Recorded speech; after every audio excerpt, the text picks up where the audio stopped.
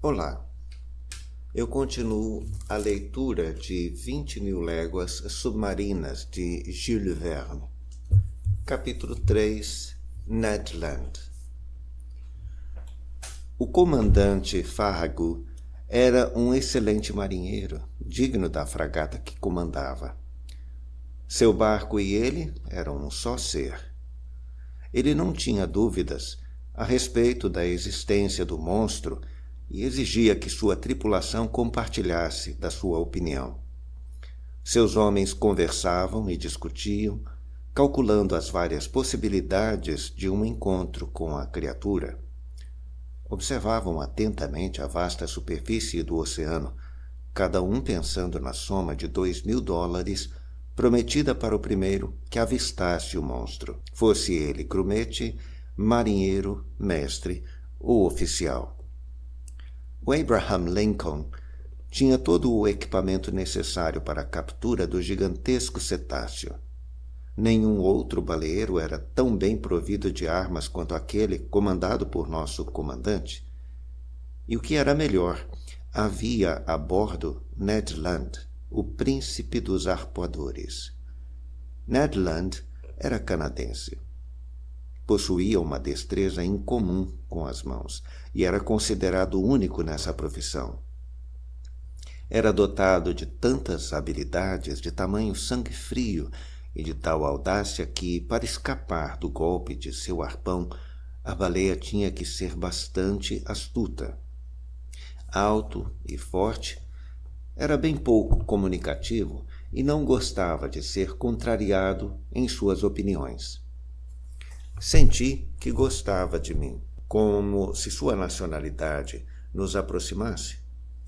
Contou-me que seus ancestrais eram de Quebec, descendentes de uma tribo de pescadores, quando a cidade ainda pertencia à França. Ned Land era o único que não acreditava na existência do monstro marinho. Ele até evitava tocar no assunto, mas um dia resolvi abordá-lo. Era uma noite magnífica, a de 25 de junho, cerca de 3 semanas após a nossa partida. Encontrava-se a fragata na altura do Cabo Branco, 30 milhas a sotavento da costa da Patagônia. Havíamos cruzado o Trópico de Capricórnio e o Estreito de Magalhães estava a menos de 700 milhas ao sul. Antes de 8 dias, o Abraham Lincoln estaria singrando as águas do Pacífico. Sentados no tombadilho, conversávamos sobre uma coisa e outra. Abordei o assunto com cuidado, mas Ned se furtava a expressar sua opinião, respondendo com evasivas. Resolvi perguntar-lhe mais diretamente sobre a polêmica questão. Ned, você não parece convencido a respeito da existência do cetáceo que estamos perseguindo. Existe alguma razão em particular para essa sua incredulidade? Talvez exista, professor Aronnax, respondeu ele, depois de olhar-me nos olhos por alguns instantes. Justo você, Ned, um baleeiro profissional, conhecedor de todos os grandes mamíferos marinhos. Você deveria ser o último a duvidar. É justamente esse o meu ponto, professor. Como baleeiro, já persegui e cacei inúmeros cetáceos e sei que nem suas caudas, nem dentes, tampouco qualquer outra arma que possam ter, seriam capazes de riscar a placa metálica de um navio. Entretanto, Ned, há relatos de navios cujos cascos foram perfurados por dentes de narval. Cascos de madeira, possivelmente. Mas até que me provem, não acredito que baleias, cetáceos ou unicórnios do mar possam produzir o efeito que o senhor descreve. Ned, repito com base na lógica dos fatos. Acredito na existência de um mamífero pertencente ao ramo dos vertebrados, dotado de um organismo altamente complexo, como as baleias, os cachalotes ou os golfinhos, mas armado com um dente córneo com grande poder de penetração. ele murmurou, sacudindo a cabeça com ares de que não estava convencido. Note bem, meu caro Ned, continuei. Se esse animal existe, ele habita as profundezas do oceano. E se ele reside na camada situada milhas abaixo da superfície da água, deve ter necessariamente uma estrutura de tal força que desafiaria qualquer comparação. Sim, sem dúvida, talvez, respondeu distraidamente o arpoador. Então, concorda comigo? Concordo com uma coisa, senhor. Se tais animais existem nas profundezas dos mares, eles devem ser mesmo muito poderosos. Mas, se não existem, meu caro e obstinado Ned, como explicar o acidente com o Scotia? O canadense calou-se, incapaz de articular uma resposta que fizesse um mínimo de sentido para nós dois. A viagem prosseguiu sem maiores incidentes. A fragata aproximava-se do extremo sul das Américas com grande rapidez. No dia 3 de julho, estávamos entrando no Estreito de Magalhães, muito próximos do Cabo das Virgens, mas o comandante não queria navegar por tal passagem tortuosa e sim dobrar o Cabo Horn. A tripulação concordou com ele. Todos achavam que por meio dessa rota seria provável o encontro com o narval. No dia 6 de julho, o Abraham Lincoln contornou essa ilha solitária, um rochedo perdido na extremidade sul do continente americano, ao qual os marinheiros holandeses deram o nome de Cabo Horn, homenagem à sua cidade natal. O navio tomou o sentido noroeste e no dia seguinte entrávamos em águas do Pacífico. Era hora de redobrar as atenções.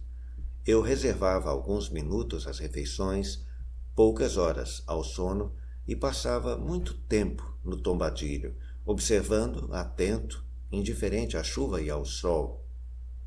Encostado na amurada, devorava com os olhos a espuma macia que embranquecia as águas. Várias vezes compartilhei da emoção da tripulação quando uma baleia caprichosa levantava da água o dorso escuro. Os homens se aglomeravam no tombadilho, ofegantes, os olhos ansiosos, acompanhando o curso do cetáceo. Eu forçava a vista, numa tentativa de enxergar ainda mais longe, enquanto Conseil repetia com tranquilidade: se o senhor não arregalasse tantos olhos, garanto que veria melhor. Tudo em vão. O Abraham Lincoln aumentava a velocidade e ia atrás do animal, mas nada. Era uma baleia ou um simples cachalote que rapidamente desaparecia em meio aos brados de desapontamento. No dia 20 de julho, cortamos o trópico de Capricórnio a 105 graus de longitude e no dia 27 do mesmo mês, atravessamos o Equador no meridiano 110. A partir daí, a fragata dirigiu-se mais a oeste, singrando as águas centrais do Pacífico. O comandante Farragut achava mais indicado, e com razão, permanecer em águas profundas, longe de continentes ou ilhas, que era o que o animal fazia, aparentemente porque não havia água suficiente para ele. A fragata passou à distância das Ilhas Marquesas, das Sandwich, cortou o Trópico de Câncer e rumou em direção aos mares da China. Durante 3 meses, que cada dia parecia um século, o Abraham Lincoln vasculhou as águas do Pacífico Norte. Ao menor sinal de algum animal, o barco desviava abruptamente de seu curso, parava, aumentava a velocidade, às vezes com risco de avariar seu maquinário. Nenhum ponto entre o Japão e a América foi negligenciado. Mas, com o passar dos dias, o entusiasmo foi arrefecendo. Os homens não conseguiam mais disfarçar seu descontentamento e parecia mesmo que a busca incessante não poderia durar muito tempo. Não havia exatamente um motim a bordo, mas Depois de um período de obstinada resistência, o comandante Farragut pediu aos homens que fossem pacientes. Se em 3 dias o monstro não aparecesse, o timoneiro daria 3 voltas ao leme e o Abraham Lincoln rumaria em direção aos mares da Europa. A promessa foi feita em 2 de novembro e os homens ficaram mais animados. Observavam o mar agora com renovada atenção. Era uma deferência tão grande concedida ao gigantesco narval que ele não poderia negar uma resposta aos apelos para que aparecesse. E assim a busca incessante prosseguiu por mais 2 dias. A noite de 4 de novembro chegou sem nenhum sinal de revelação do mistério submarino. No dia seguinte, 5 de novembro, ao meio-dia, o prazo expiraria. O comandante, fiel à sua promessa, deveria desviar o curso para sudeste e abandonar de vez a região norte do Pacífico. A fragata estava a 31 graus e 15 minutos de latitude norte e a 136 graus e 42 minutos de longitude leste. A costa do Japão estava a menos de 200 milhas a sotavento. A noite se aproximava. Grandes nuvens cobriam a face da lua, agora em quarto crescente. O mar ondulava calmamente sob a quilha do navio. Eu permanecia no tombadilho, examinando o horizonte que escurecia em tons decrescentes. Fitando Council, pude notar em seus olhos algo diferente. Talvez, pela primeira vez, ele demonstrasse uma pontinha de curiosidade. Veja, Council, essa pode ser sua última chance de embolsar a recompensa de $2.000. Quase não tive tempo de acabar a frase, pois Ned Land lançava um grito em meio ao silêncio.